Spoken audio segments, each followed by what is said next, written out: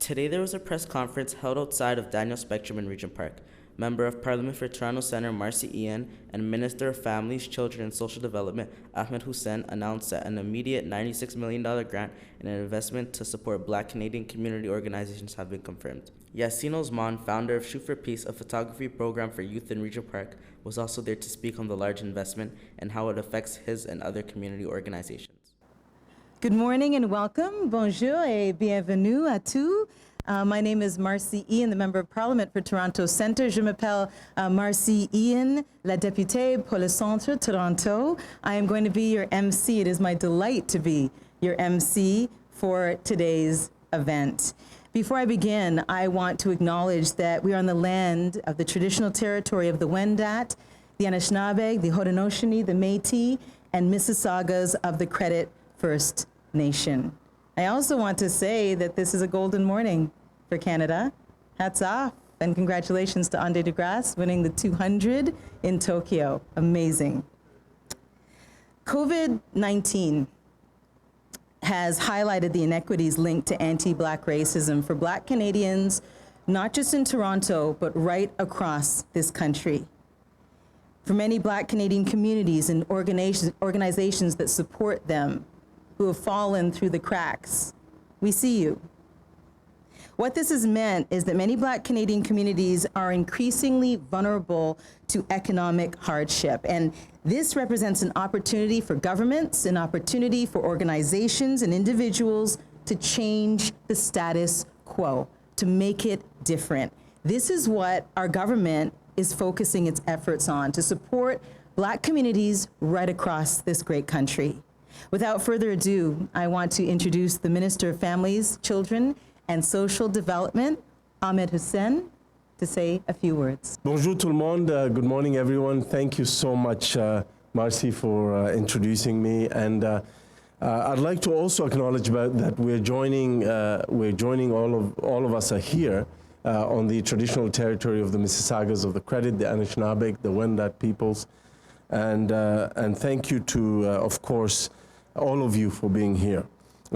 My friend and Member of Parliament, Marci Ien, you know, I've known you for a long time, and you know, this is a neighborhood that I join you today that was once my home, a place that I grew up, that still remains very close to my heart. And Marci, you've been a strong champion for this constituency, for the residents of Toronto Centre, for housing, for supporting the most vulnerable, for being there for families.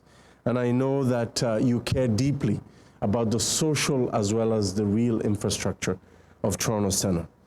And the reason we're here is quite simple. It's time. It's time that we address the issues that matter to Black Canadians. Au cours des 6 dernières années, notre gouvernement a travaillé fort pour s'assurer que tous les Canadiens aient les mêmes chances de réussite. Over the past 6 years, our government has worked hard to ensure that each and every Canadian has the same opportunity for success. And that includes tackling systemic racism. It includes tackling the challenges faced by Black Canadians every single day. And this past year, we have seen millions of people around the world stand up against anti-Black racism and stand up for justice and equality. And the numbers surrounding systemic inequities for the Black community really do speak for themselves. If you look at the incarceration rates, if you look at the unemployment rates, if you look at access to affordable housing, employment, and so on, you see pattern after pattern of examples of systemic racism and discrimination that is faced by Black Canadians, quite frankly, every single day. And Marci and I ran for office to tackle these issues and to join those who are willing to fight hard to dismantle the barriers faced by racialized Canadians, including Indigenous peoples and Black Canadians. And now we also know that the COVID-19 pandemic has only exacerbated, has only made worse those existing challenges by disproportionately impacting racialized Canadians, among them Black Canadians. So our government knew that we had to step up, that we had to put in place programs to ensure that Black Canadians were not left behind as we recover socially and economically from the COVID-19 pandemic. Programs like the Black Entrepreneurship Program, a $300 million fund, a $350 million fund to ensure that Black Canadian entrepreneurs are assisted to overcome COVID, the challenges associated with COVID, and to emerge stronger out of COVID, so that when we have a strong economic recovery, it's also an inclusive economic recovery. It's about making sure that we have, programs in place to deal with reforming the criminal justice system to address the overrepresentation of Black and Indigenous people in our institutions. It's about making sure that problems with anti-Black racism are addressed at the source. And this program and many others are helping to do just that. But we know that we still have a lot of more work to do. And, key to making sure that Black Canadian issues are addressed and prioritized is to prioritize Black Canadian community organizations that are at the heart of the community. These are organizations that do so much with so little, which brings me to the reason why we're here today, ce qui m'amène à la raison pour laquelle nous sommes ici aujourd'hui. I'm very happy to join my good friend and Member of Parliament Marci Ien to announce up to $96 million in funding through the Supporting Black Canadian Communities Initiative. This includes $82 million in funding to support approximately 1,300 projects to improve Black-led organizations, workplaces, and community spaces over the next 2 years. It also includes providing $14 million to Black Canadian community intermediaries so that they can allocate funding to projects that support the capacity building at the grassroots level of Black Canadian community organizations from coast to coast to coast. So that's a total of $96 million that we're investing.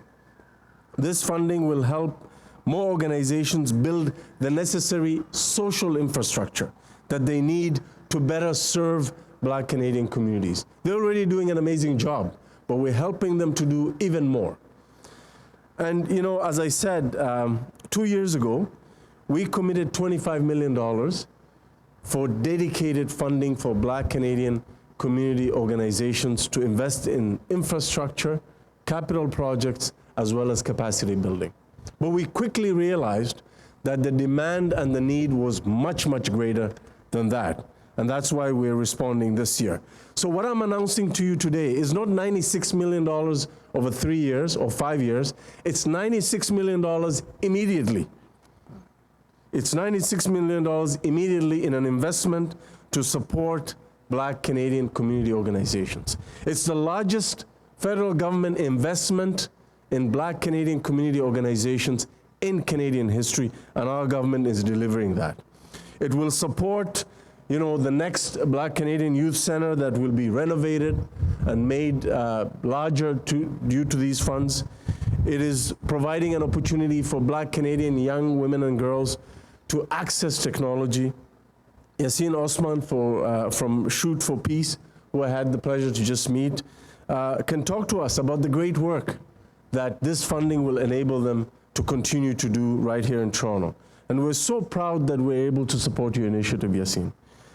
Alors, félicitations pour ces projets importants. So congratulations so much on your important project. Together with organizations like yours, and I had the opportunity to virtually visit the church in St. Catherine's that was congregated by, among others, Harriet Tubman and her fellow travelers who were responsible for the Underground Railway. That church would have been lost forever to Canadian history had it not been for the Supporting Black Canadian Communities Initiative.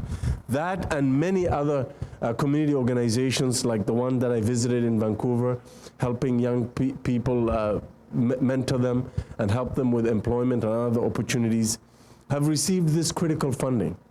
So we are working hard to address these systemic barriers. We are working hard to dismantle those barriers faced by Black Canadians every single day. And the best way to do that is to help the Canadian organizations that have done so much for so long with so little support from philanthropic organizations. And so we have to step in to provide the tools that they need to succeed. And you know, Marci and I understand this instinctively because we've benefited from these community organizations. We've benefited from the services provided by our cherished Black Canadian community organizations. And we are so proud that after so many years, we can be in a position to be in place to support these gems in our community. Thank you so much. Merci beaucoup.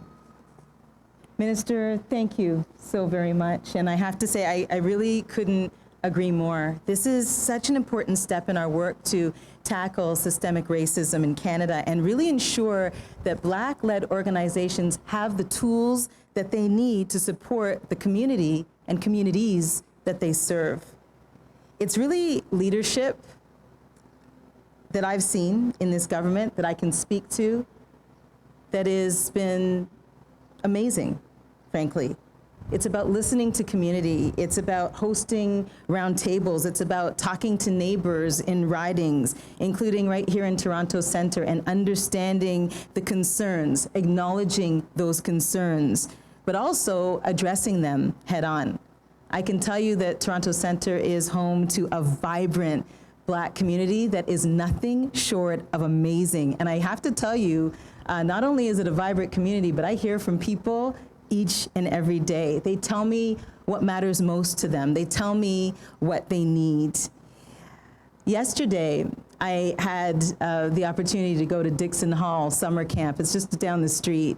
And I spoke to a counselor named Mariah. She's a kid that was born in Regent Park. And she shared a story with me. And she said, you know, I really wanted to work here. And I said, why did you want to work here? Why is this job important to you? And she said, because when I came to this camp, it's the only place where I felt seen. It's the only place where I felt that I mattered. And so I wanted to give back to the kids in this community because someone gave to me. That's what mentorship is. Then there is Numeric, who, you know, her and her team put mental health and inclusive mental health at the forefront right here in Regent Park. Vanessa doing amazing work. Joanne, who every Tuesday morning, just in the park down the street, welcomes seniors for fitness. They do yoga, they do fitness, they breathe, they gather, they get together, they get out of their houses. These are the community initiatives that are going on. It is stories like these, people like these, that push me to continue the job and the work that I'm doing, that our team is doing. It's about amplifying those voices. It's about providing the services that are so needed. And this is really what this funding will do. It's going to do just that. During the by-election last year, I got to meet Yassine virtually. It was, I think, Yassine, a Saturday morning. And he was so amazing in telling the story about why he started Shoot for Peace. And I will never forget this, Yassine, because you said something like, I want to give back to the kids. I want to come back to my community. I want to mentor. And I have to tell you, I told and have told your story so many times, you don't know it, and quoted you so many times this past 9-10 months, because you're an inspiration. You really are. I want to invite you now, Yassine, founder of Shoot for Peace, to come forward and say a few words. Good morning, everybody. Firstly, I just want to say thank you to Marci, Minister Hussen, the government of Canada for the support, for supporting Shoot for Peace. I want to say thank you to my team who motivates me every day and challenges me to do better. And I want to thank, most importantly, all the youth that have come in and are in the program right now. When I started Shoot for Peace, the reason that it started, it was because there was violence going on in the community, and I'd be having conversations with some of my friends at Tim Hortons, like most people do, and we would come up with amazing ideas on how to change the community, you know, and a lot of those conversations would be left at that table, left at Tim Hortons, you know?